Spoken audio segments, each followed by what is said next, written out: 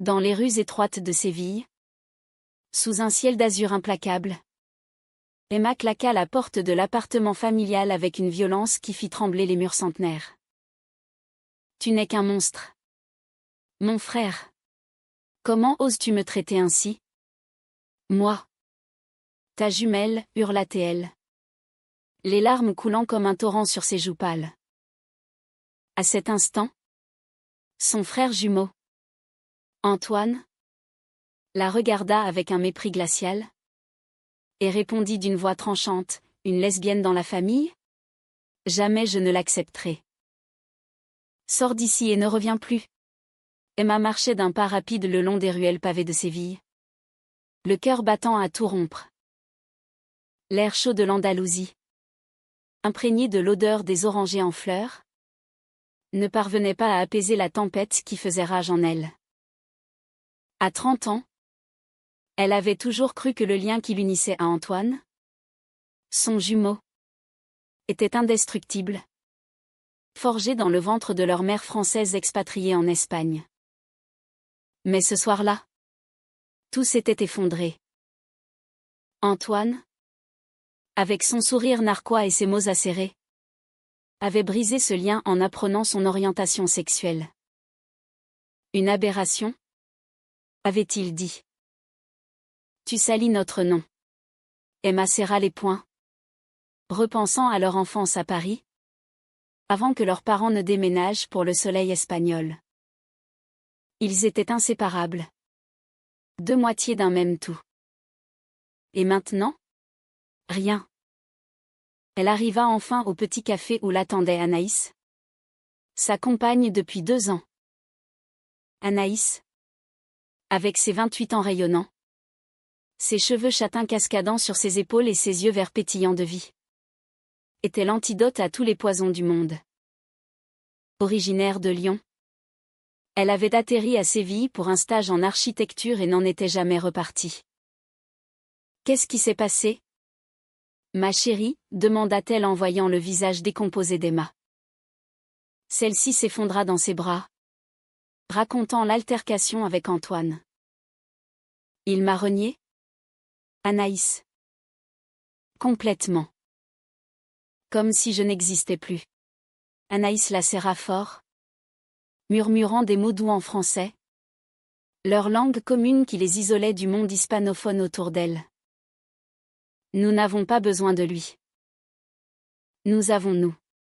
Les jours suivants furent un tourbillon d'émotions. Emma, graphiste freelance, se réfugia dans son travail, dessinant des motifs inspirés des azulejos sévillans, ces carreaux colorés qui ornaient les façades.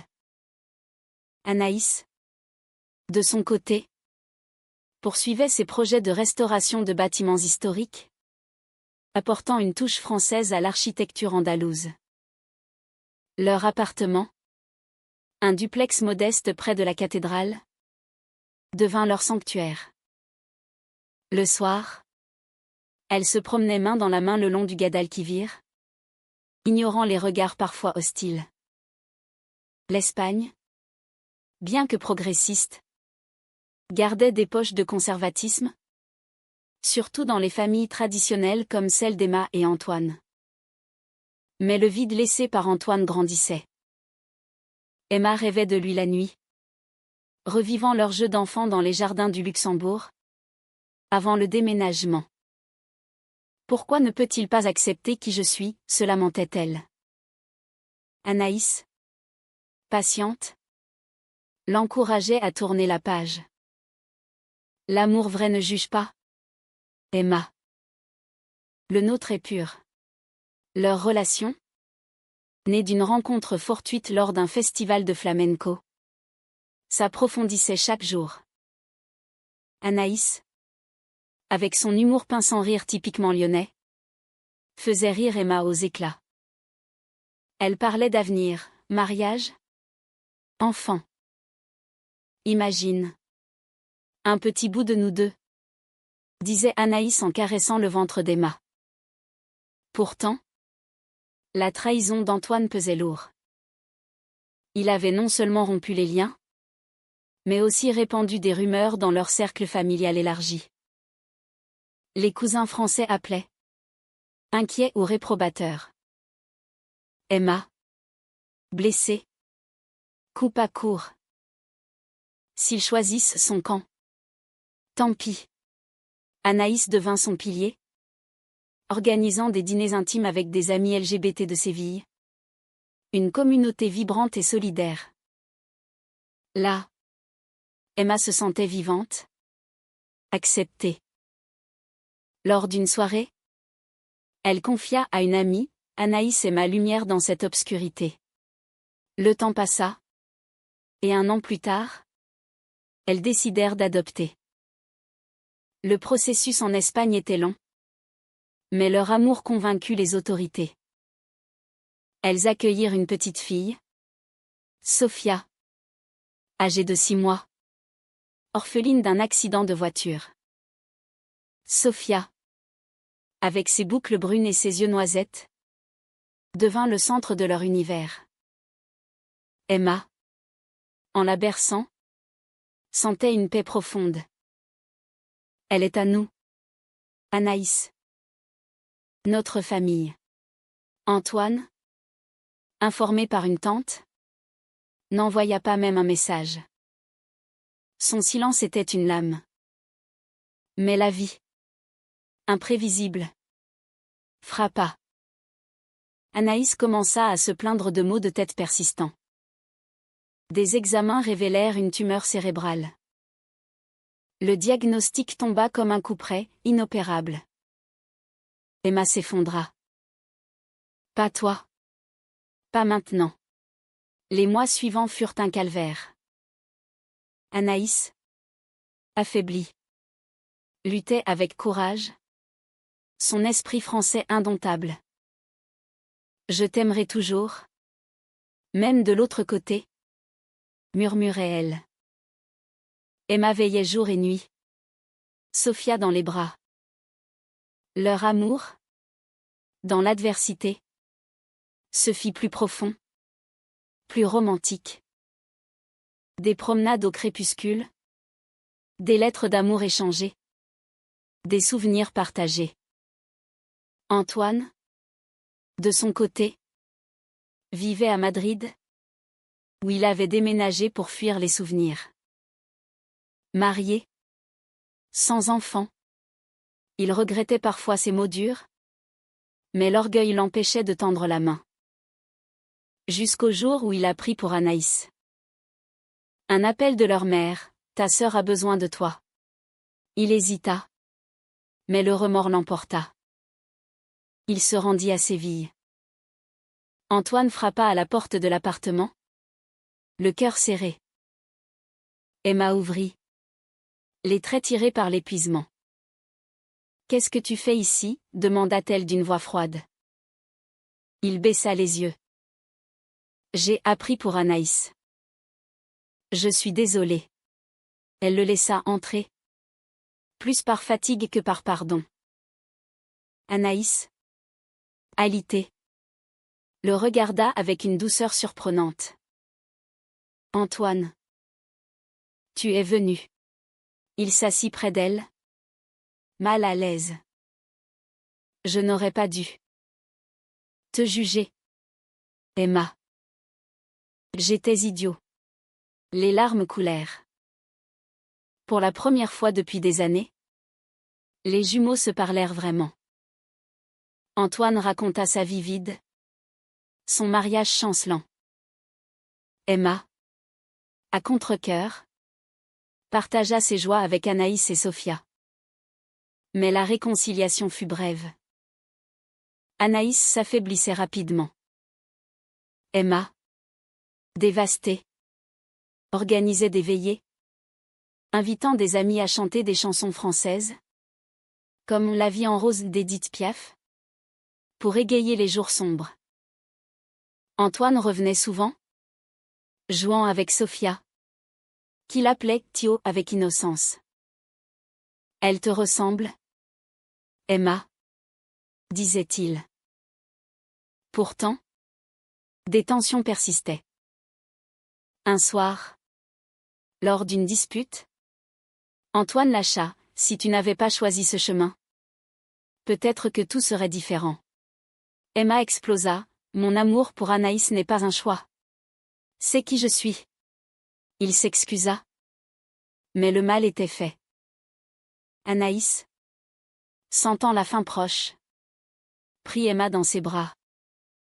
Promets-moi de vivre, ma chérie. Pour Sophia. Et pardonne à ton frère?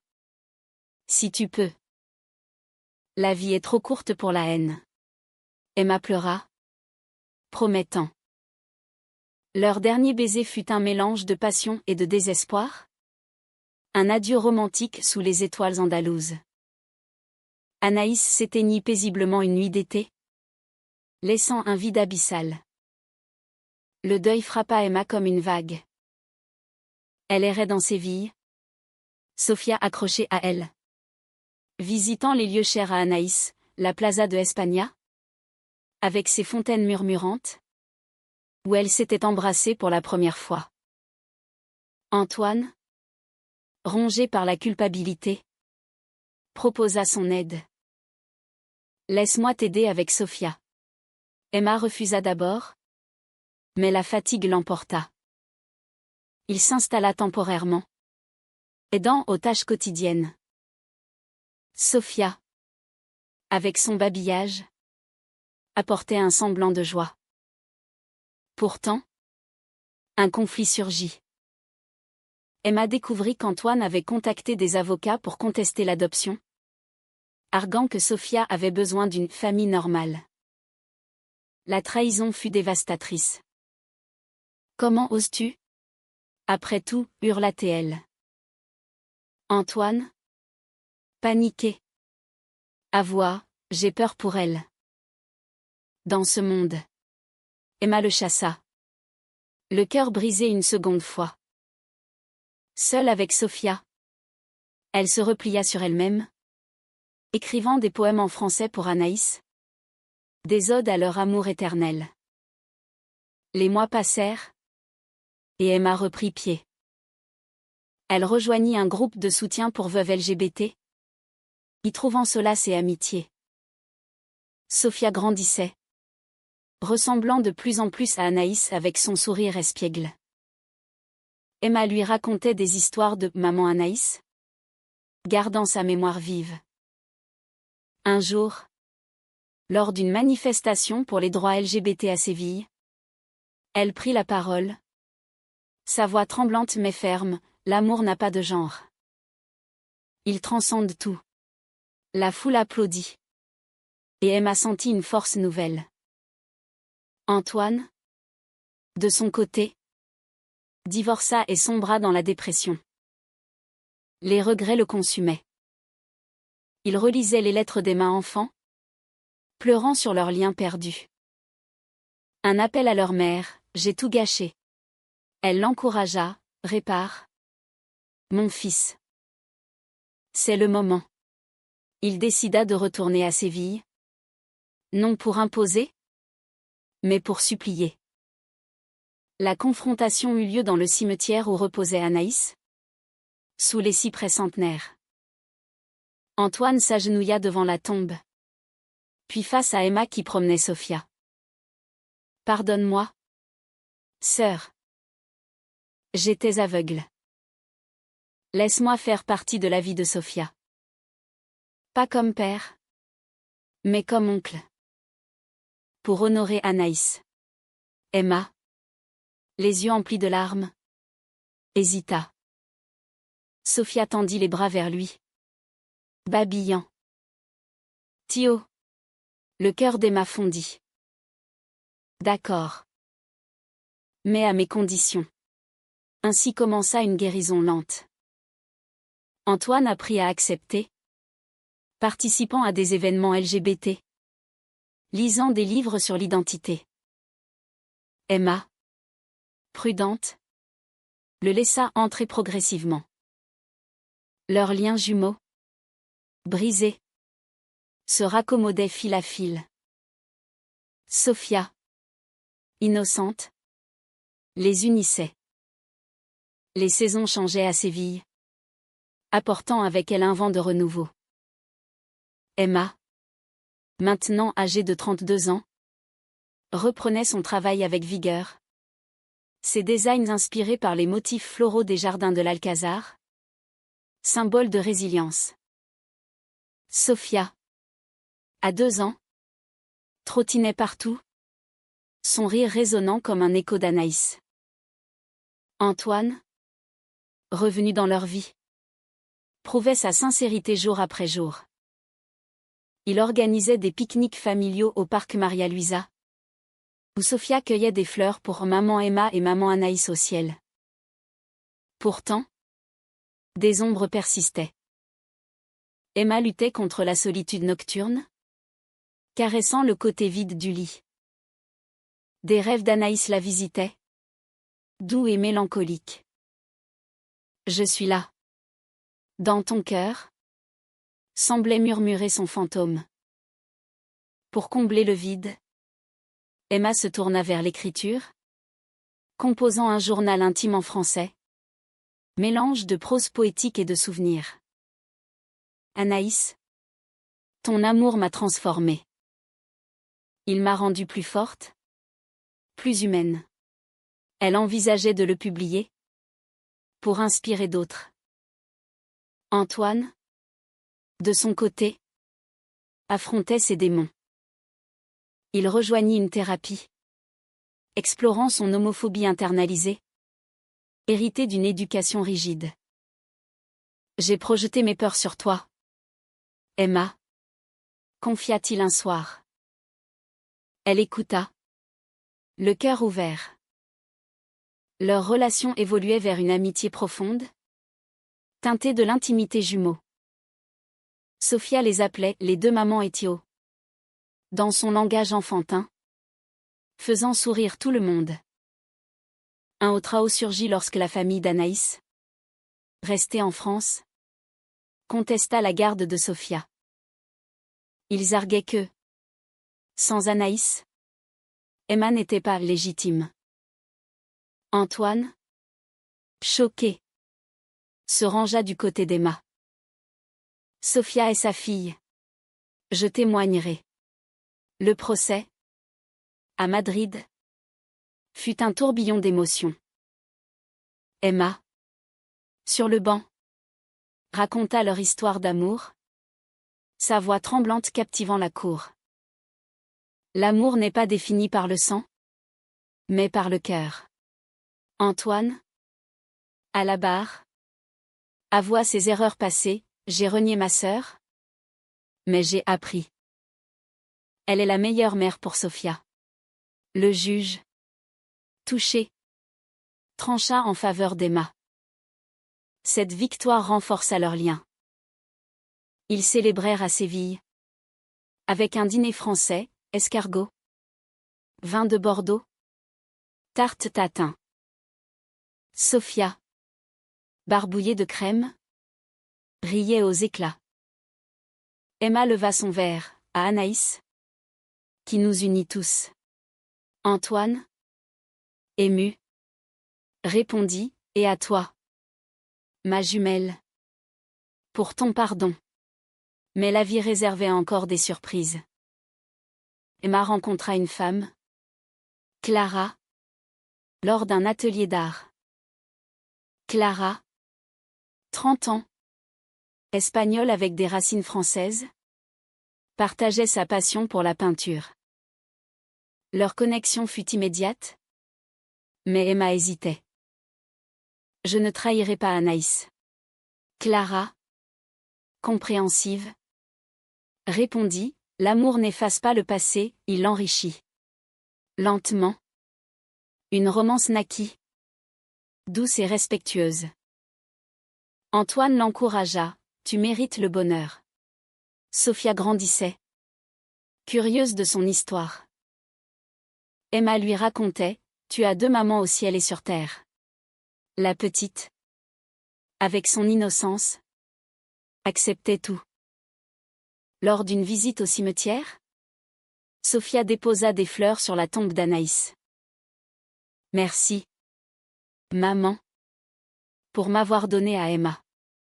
Antoine, transformé, fonda un groupe de soutien pour familles divisées par l'homophobie. Pour que d'autres ne commettent pas mes erreurs. Emma y participa, partageant son témoignage. Leur histoire devint un symbole d'espoir, circulant dans les communautés LGBT franco-espagnoles. Pourtant, un dernier conflit émergea. Antoine confia vouloir un enfant, mais son ex-femme refusait. Il demanda à Emma, « Pourrais-tu m'aider ? Comme marraine ?» Elle accepta, mais avec une condition, « Respecte toujours qui nous sommes. » Il promit. Les années filaient, et Séville devenait le décor de leur renaissance. Emma, avec Clara, adopta un deuxième enfant, un garçon nommé Louis, en hommage à la France. Sofia, maintenant 5 ans, jouait avec lui, formant une famille recomposée harmonieuse. Le soleil se couchait sur Séville, peignant le ciel de teintes orangées, comme un tableau impressionniste. Emma, assise sur un banc du Guadalquivir, tenait la main de Clara, tandis que Sofia et Louis couraient après des pigeons. Antoine, non loin, les surveillait avec un sourire attendri. À 35 ans, il avait changé, plus doux, plus ouvert. « Regarde ce que nous avons construit », murmura-t-il à Emma. Elle hocha la tête, les yeux brillants. Grâce à Anaïs. Elle nous a enseigné l'amour vrai. Leur histoire, publiée sous forme de roman par Emma, toucha des milliers. Les liens invisibles. Titrait-elle. Un hommage à ces connexions qui transcendent la mort et la trahison. Les critiques louaient son style français, élégant, introspectif, chargé d'émotions nuancées. Une ode à l'humanité, écrivait un journal parisien. Emma dédia le livre à Anaïs et Sofia, et même à Antoine, pour sa rédemption. Sofia, à 7 ans, posait des questions profondes. Pourquoi Thio était méchant avant? Emma expliquait avec douceur, il avait peur de ce qu'il ne comprenait pas. Mais l'amour guérit. Antoine, entendant cela, s'agenouilla devant Sofia. Je suis désolé, ma nièce. Je t'aime comme ma propre fille. Elle l'embrassa, effaçant les dernières ombres. Clara intégra pleinement la famille, apportant sa joie espagnole. Ensemble, elles voyageaient en France, visitant Lyon et Paris, reliant les racines. Lors d'un séjour à la Tour Eiffel, Emma proposa à Clara. « Veux-tu m'épouser ?» Clara, larmes aux yeux, accepta. Le mariage, à Séville, fut une fête mêlant flamenco et accordéon français. Antoine officia comme témoin, Sofia porteuse d'alliance. Mais le destin, cruel, frappa à nouveau. Antoine fut diagnostiqué d'une maladie cardiaque. Allongé à l'hôpital, il confia à Emma, « Si je pars, promets de veiller sur Sofia comme si elle était tienne. » Elle pleura, elle l'est déjà. Et toi? Bats-toi. Il survécut, grâce à une opération, mais l'expérience le changea davantage. La vie est fragile. Profitons-en. Des années plus tard, Sofia, adolescente, découvrit son héritage. Je suis fière de mes mamans, dit-elle lors d'un discours scolaire sur les droits LGBT. Emma, dans le public, applaudit, le cœur gonflé. Antoine, à ses côtés, murmura, nous avons bien fait. Leur famille, atypique, devint un modèle de résilience. Emma et Clara adoptèrent un troisième enfant, complétant le cercle. Antoine, remarié à une femme compréhensive, eut enfin un fils, qu'il nomma Anaïs en hommage. À la fin, assis tous ensemble lors d'un Noël andalou, Emma leva son verre, à l'amour qui triomphe de tout, trahison, deuil, préjugés. Antoine répondit, et aux liens invisibles qui nous unissent. Sophia, adulte naissante, ajouta, pour toujours. Ainsi se clôturait leur saga. Un mélange de drame et de romance, où l'humanité l'emportait. Emma, regardant les étoiles, sentait Anaïs veiller sur eux. La vie, avec ses hauts et bas, valait d'être vécue, dans toute sa complexité française et espagnole.